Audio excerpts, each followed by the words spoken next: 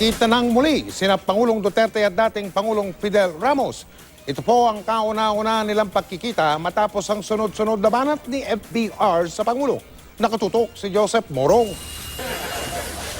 Kung may nagsasabi na may problemang namamagitan kay dating Pangulong Fidel Ramos at Pangulong Rodrigo Duterte, hindi ito makikita sa mga video na ito ng dalawang Pangulo. Kuha ito pagkatapos ng pulong ni Duterte at Ramos sa Malacanang kanina.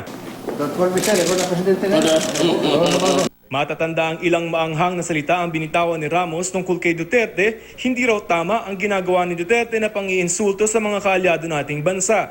Natatalo pa nga raw ang Duterte administration sa unang 100 araw nito. Pero ni minsan hindi kinagat ni Duterte ang mga patutsyada ni Ramos. Kanina sabi ni Duterte, hindi raw nila napag-usapan ang politika. Wala rin daw nabanggit si Ramos na mga issue sa kanya. He has his moments of,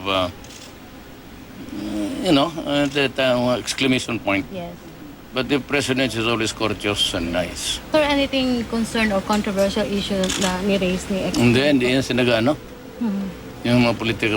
Yes. He does not dwell on it, actually, Presidente.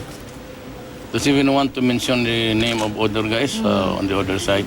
Ang napag-usapan daw nila kung paano makikipag-ugnayan kay Moro National Liberation Front o MNLF Founding Chairman Nur Miswari na kamakailan lamang ay naiipon ng Duterte administration para sa prosesong pangkapayapaan. Natalakay din daw nila ang climate change at mga posibleng italagang mga ambassador. Sa huli, wala raw masamang tinapay sa pagitan nilang dalawa ni Ramos. Amo ko yan, kaman?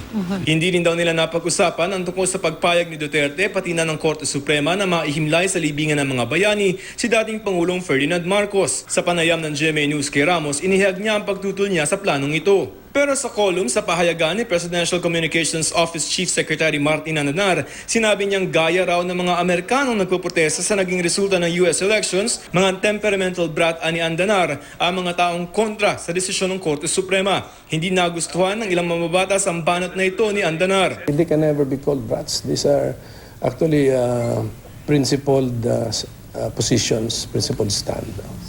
So Martin Andanar should review his history. Palagay ko ang temperamental brat ay si Andanar sapagkat hindi niya nakikita ang tama. Joseph Morong, Nakatutok, 24 Oras.